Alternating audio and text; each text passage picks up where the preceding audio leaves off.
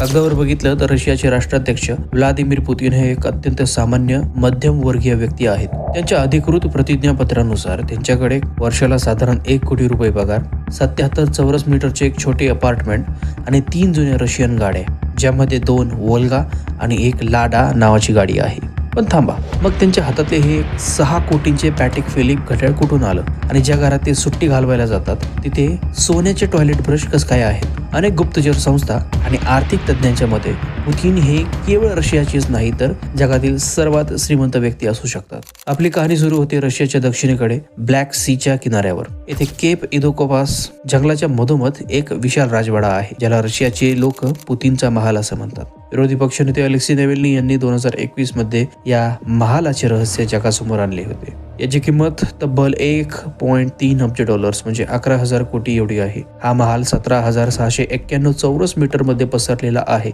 म्हणजेच Buckingham palace पेक्षाही भव्य. पण या महालात आहे तरी काय? स्वतःचे थिएटर, कसिनो, एक अंडरग्राऊंड आईस हॉकी रिंग, कारण पुतीन यांना हॉकीची खूप आवड आहे. नेवेल्नी यांच्या टीमला मिळालेल्या ब्ल्यू प्रिंट्स नुसार इथे एक पोल डान्सिंग रूम देखील आहे. बाथरूम मध्ये चक्क 50 ते 60 हजार रुपये किमतीचे सोन्याचे टॉयलेट ब्रश बसवलेले आहेत. या जागेची सुरक्षा इतकी कडक आहे की याच्यावरून विमान उडवण्यास मनाई आहे, म्हणजे नो फ्लाय झोन. समुद्रावरून सुद्धा कोणतीही बोट याच्या जवळ येऊ शकत नाही. रशियन गुप्तचर संस्था FSB या जागेचा पहारा देते. जेव्हा हा खुलासा झाला तेव्हा पुतीन यांनी हे घर आपले असल्याचे नाकारले. त्यांचे बालपणीचे मित्र आणि अब्जाधीश अर्काडी रोटेनबर्ग पुढे आले आणि म्हणाले, हा माझा महाल आहे, मी इथे हॉटेल बनवत आहे. प्रश्न हाच आहे की एका हॉटेलसाठी नो फ्लाय झोन आणि FSB ची सुरक्षा कशाला हवी आहे? फक्त दक्षिणेतच नाही तर मॉस्कोच्या उत्तरेला लेक वालदाईच्या काठावर पुतीन यांचे दुसरे गुप्त साम्राज्य आहे. हे त्यांचे सर्वात आवडते ठिकाण मानले जाते. शोध पत्रकारिता संस्था प्रोएक्ट यांच्या मते इथे पुतीन त्यांच्या कथित प्रेयसी किंवा पत्नी अलिना कबायेवा आणि त्यांच्या मुलांसोबत राहतात. इथे मुलांसाठी एक खास लाकडी महाल देखील बांधलेला आहे.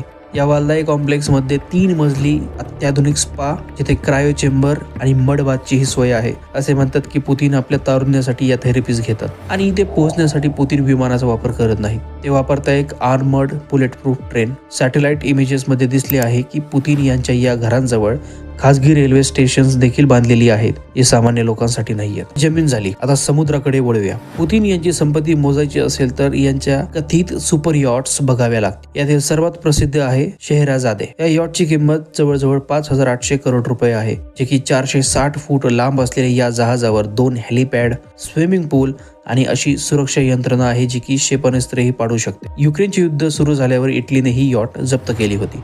दुसरी यॉट आहे ग्रेसफुल.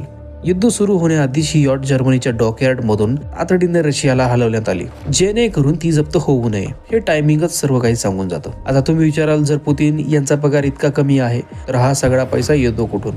उत्तर आहे वॉलेट्स. पुतीन स्वतःच्या नावावर काहीच ठेवत नाहीत. त्यांची संपत्ती त्यांचे जुने मित्र सांभाळतात. उदाहरणार्थ सर्गेई रॉल्दोगेन हे पेशाने एक संगीतकार आहेत, पण पनामा पेपर्स लीक नुसार त्यांच्या खात्यात अब्जावधी डॉलर्स सापडले. एक संगीतकार इतका श्रीमंत कसा होऊ शकतो? तज्ञांच्या मते हे पैसे रॉल्दोगिन यांचे नसून पुतीन यांचे आहेत. रशियातील तेल आणि गॅस कंपन्यांचे कॉन्ट्रॅक्ट मिळवणारे ऑलिगार्क्स आपल्या नफ्यातील एक मोठा हिस्सा क्रेमलिनला पोहोचवतात, अशी चर्चा असते.